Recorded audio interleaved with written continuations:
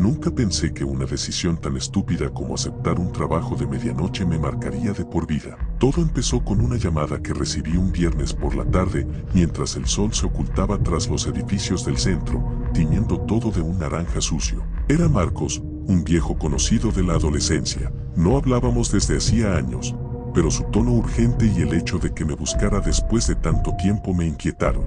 Tengo un trabajo para ti, me dijo sin rodeos. Rápido, sencillo y bien pagado. Pero no puedes hacer preguntas. Solo dime si estás dentro. Yo estaba en una situación económica desesperada. Acababa de perder mi empleo, mi cuenta bancaria temblaba y tenía 2 meses de renta atrasada. Acepté sin pensarlo.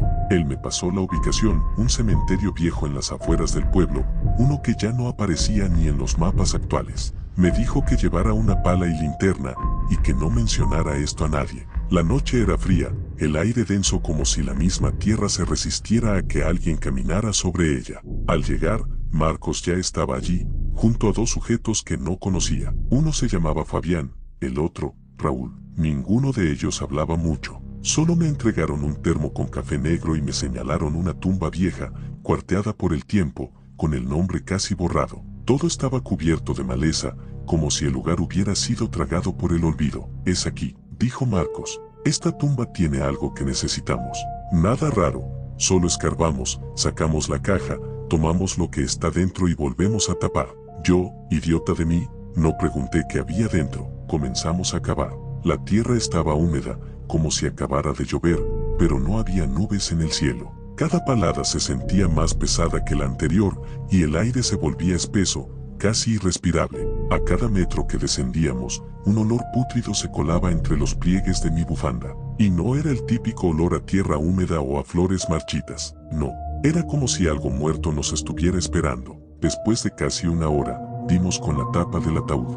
No era de madera común. Parecía tallado a mano, con símbolos extraños que no reconocí. Fabián sacó una palanca y comenzó a forzar la tapa. El crujido que hizo el ataúd al abrirse resonó por todo el cementerio, como un lamento atrapado bajo tierra. Lo que vimos adentro no era humano, o al menos, ya no lo era. Era un cuerpo reseco, pero con los ojos abiertos, negros, vacíos. Parecían mirar directamente a mi alma. Tenía las manos cruzadas sobre el pecho, sujetando algo. Un pequeño cofre de hierro, cubierto con cadenas oxidadas. Raúl lo tomó con cuidado, como si supiera lo que hacía. Apenas lo levantó, un viento helado barrió la fosa, apagando nuestras linternas por un instante. Y en ese instante, escuché una voz. No sé de dónde venía. No sé si la escuché con los oídos o directamente en mi cabeza. Solo sé que dijo, devuélvelo. Ninguno dijo nada. Todos lo escuchamos. Se notaba en los rostros, pálidos, trémulos. Pero nadie habló. Salimos de la tumba y tapamos la tierra lo más rápido que pudimos. El cofre fue envuelto en una manta negra y metido en el maletero del coche de Marcos.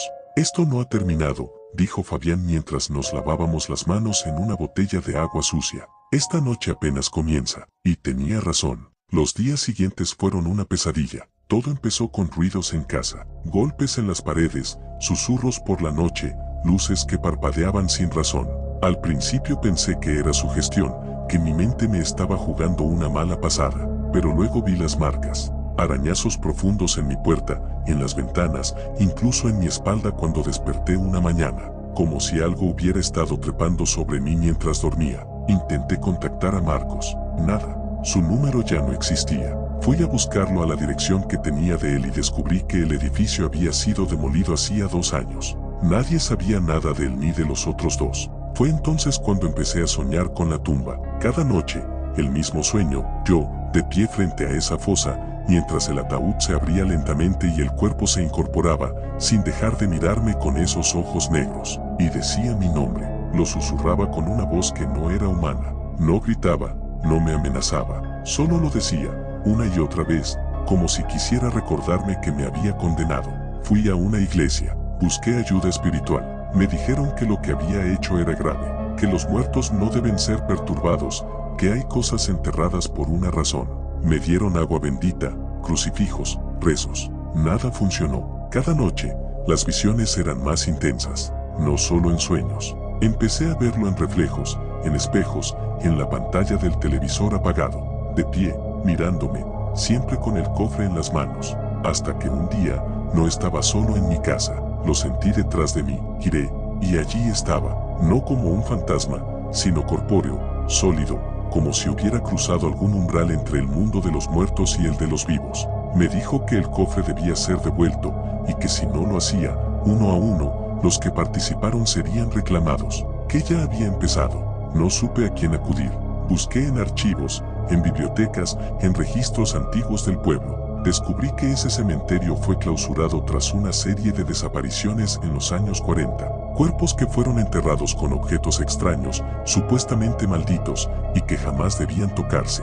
El cofre era uno de ellos. Decían que era una, de paso, una especie de prisión para un alma impura que no podía ir ni al cielo ni al infierno. Volví al cementerio. Quise devolverlo, pero el lugar ya no estaba, literalmente. El camino había desaparecido, como si la tierra misma hubiera cerrado el acceso. Todo lo que encontré fue un campo vacío, cubierto de niebla. Ninguna cruz, ninguna lápida, nada. Y ahí entendí que lo que habíamos desenterrado no podía devolverse de forma física. El ritual estaba incompleto. El alma había sido liberada, y me seguía. Meses después, me enteré por un periódico viejo que Raúl había sido encontrado muerto en su casa, completamente descompuesto, como si llevara años muerto, pero solo habían pasado 2 días desde que lo habían visto con vida. Fabián, según su familia, desapareció sin dejar rastro. Solo encontraron un círculo de ceniza en su sala y marcas de uñas en las paredes, como si hubiera intentado escapar de algo invisible.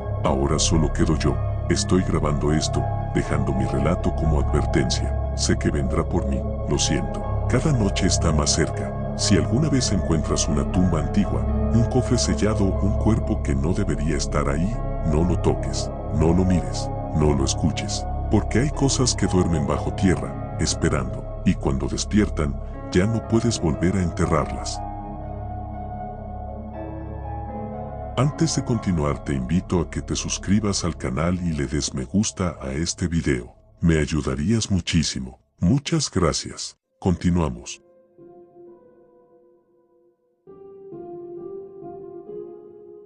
Mi nombre es Uriel, y lo que voy a contar no está en ningún expediente, ni en los periódicos. Fue una noche de septiembre del 2018, cuando me ofrecieron el trabajo más macabro que he aceptado, y del que no he vuelto a ser el mismo. Yo era ayudante de albañil en un pueblito perdido de Veracruz. El dinero no me alcanzaba ni para el pasaje, así que cuando un hombre al que todos llamaban El Bayo me ofreció 10,000 pesos por una sola noche de trabajo, no pregunté mucho. Solo me dijo: tú nomás cava, no preguntes quién ni por qué. Si escuchas algo raro, tú sigue cavando. Acepté por necesidad, aunque desde el principio algo me olía mal. Me llevó junto a otros 2 tipos en una camioneta vieja, con palas, picos y una lámpara de mano. Llegamos al panteón de un rancho abandonado, entre cerros sin alumbrado. Todo estaba seco, y hasta los árboles parecían muertos. Ahí fue donde lo entendí: íbamos a profanar una tumba. Aquí está el encargo, dijo el Bayo, señalando una cruz de madera podrida que tenía un nombre ilegible y la fecha, 1892. No había lápida, solo tierra seca y una sensación en el aire, como electricidad mezclada con algo podrido. Empezamos a excavar. Cada vez que la pala entraba en la tierra, un eco extraño salía desde abajo, como si la tierra gimiera. Uno de los tipos, al que llamaban Chilango, se burlaba: a este ya se lo comieron los gusanos, que lo quieren. Pero yo sentía que no estábamos solos, que alguien o algo nos observaba. La lámpara comenzó a fallar justo cuando dimos con el ataúd. No era de madera, era una especie de caja metálica oxidada, con símbolos que jamás había visto grabados por fuera, como si fuera más una jaula que un féretro. El Bayo nos gritó: no lo abran, yo me encargo de eso. Pero el Chilango, de puro curioso o por valiente, golpeó la tapa con la pala. Sonó como un eco hueco y al segundo, la tierra vibró. No un temblor, no. Fue como si algo se moviera debajo de nosotros, como si el cementerio respirara. La tapa del ataúd se abrió sola, no con violencia, ni con ruido. Solo se deslizó, como si el muerto la hubiera empujado desde adentro. Lo que vimos ahí dentro no era un esqueleto, era una figura seca, cubierta con un velo negro, con los ojos abiertos y completamente intacta, como si nunca se hubiera descompuesto. Los ojos nos miraban, no en sentido figurado, nos miraban de verdad. El Bayo se arrodilló, sacó una especie de navaja curva y empezó a recitar algo en una lengua que ninguno conocía. Pero lo peor fue cuando la figura empezó a sonreír. Y no era una sonrisa humana, era algo retorcido, como si la carne se estirara a la fuerza. El chilango intentó correr, pero tropezó. Yo quise seguirlo, pero mis piernas no me respondían. El aire se volvió pesado, denso, como si el tiempo se hubiera detenido. De la tumba salió un vapor negro. El bayo gritó: no miren sus ojos, no lo miren directamente. Demasiado tarde. Yo lo miré. No sé cuánto tiempo estuve así, paralizado, pero sentí como algo se metía en mi mente, buscando, hurgando mis miedos. Sentí cada muerte que había ocurrido en ese lugar, como si me las mostraran todas al mismo tiempo: ahorcados, enterrados vivos, rituales con sangre de niños. El chilango empezó a sangrar por los ojos. Gritó que su madre estaba en el ataúd, que quería llevárselo. Luego cayó al suelo y nunca se levantó. El bayo se arrojó encima de la figura y la navaja se le clavó sola en el pecho, como si alguien le hubiera forzado la mano. Cayó sin un sonido. Yo corrí, no sé cómo, solo sé que no miré atrás. Escuchaba risas, llantos, pasos detrás de mí, pero no me detuve hasta que vi las luces del pueblo. Cuando conté lo que pasó, nadie me creyó. Dijeron que tuve un brote psicótico, que el bayo jamás existió, que el panteón al que fui había sido clausurado desde hacía décadas, que en ese lugar no hay tumbas desde la época del Porfiriato, pero aún tengo la pala oxidada, y en las madrugadas, cuando todo está en silencio, juro que escucho la voz del chilango llamándome desde la tierra: Uriel, ayúdame, sácame, pero yo no volveré, nunca, porque sé que si pongo un pie ahí otra vez, la muerte me estará esperando con los ojos abiertos. En un pueblo perdido entre colinas y niebla espesa, donde el reloj del campanario parecía moverse a un ritmo distinto al del resto del mundo, vivían 3 hombres conocidos por todos, pero respetados por nadie: Jacinto, Elías y Mauro. No eran ladrones comunes, pero su oficio era aún más oscuro: profanaban tumbas. Lo hacían bajo la excusa de recolectar reliquias para venderlas a coleccionistas de lo macabro. Joyas oxidadas, anillos de oro sepultados con antiguos difuntos, amuletos familiares, todo tenía precio, y ellos no tenían miedo de ensuciarse las manos. La historia comenzó una noche sin luna, cuando decidieron aventurarse al cementerio viejo, ese que estaba detrás de la iglesia en ruinas, donde las lápidas estaban cubiertas de musgo y los nombres borrados por el viento del tiempo. No era cualquier cementerio, sino uno que la gente del pueblo evitaba incluso de día. Decían que allí dormían los fundadores, enterrados en criptas selladas con símbolos extraños, escritos en piedra, que no pertenecían a ningún idioma conocido. Jacinto fue el primero en encontrar la entrada. Estaba semienterrada bajo un árbol caído, oculta entre zarzas secas. Era una puerta de hierro oxidado con una cadena que parecía haber sido arrancada desde dentro, no desde fuera. Elías, con su habitual sarcasmo, bromeó diciendo que los muertos estaban cansados de esperar visitas. Pero cuando abrieron la puerta, lo que salió no fue polvo ni telarañas. Fue un aire frío, húmedo, con un olor a tierra podrida y algo más, como flores marchitas y carne quemada. Bajaron con linternas, en silencio. Cada paso resonaba como un golpe en el eco de la piedra. El pasillo era estrecho, lleno de nichos vacíos y retratos antiguos. No había cuerpos visibles, solo ataúdes abiertos, como si alguien o algo los hubiese vaciado. En el fondo de la cripta encontraron una sala circular, con una lápida en el centro, tallada con runas que parecían moverse bajo la luz temblorosa. Jacinto se acercó primero, rompiendo el sello con una palanca. El aire se volvió más espeso, difícil de respirar. Mauro empezó a sudar frío, y Elías dijo que sentía como si alguien le observara desde los muros. Cuando levantaron la tapa de la tumba, no había un cadáver, había un agujero. Un túnel que descendía más profundo, cavado con garras o manos, no por herramientas. Contra todo sentido común, bajaron.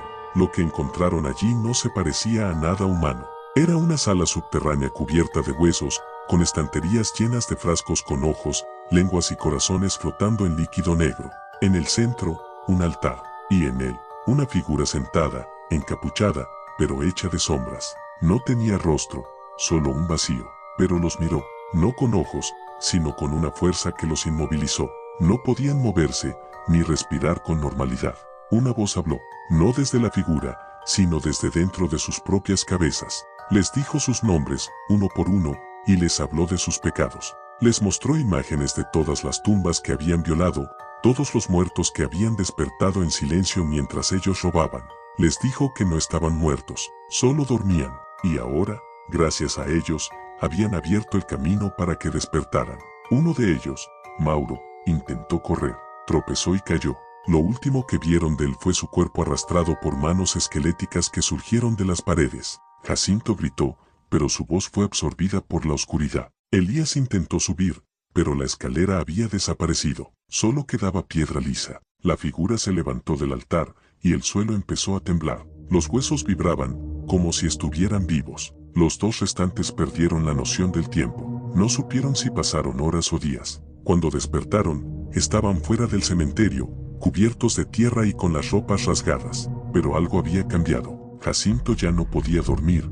Cada vez que cerraba los ojos, escuchaba susurros en un idioma extraño. Elías se quedó ciego, pero decía que ahora veía mejor que nunca. Ambos desaparecieron del pueblo días después. Nadie volvió a verlos, pero las criptas del cementerio viejo empezaron a abrirse solas. De noche se escuchaban pasos entre los nichos y los perros ladraban mirando a la nada. Hoy, los lugareños evitan pasar cerca. Dicen que si miras dentro de la cripta de los susurros, escucharás tu nombre, aunque no lo hayas dicho. Que si caminas entre las tumbas viejas, puedes ver siluetas que te siguen entre la niebla. Y si por error profanas la tierra donde no debes, no solo despertarás a los muertos, despertarás algo que nunca debió dormir.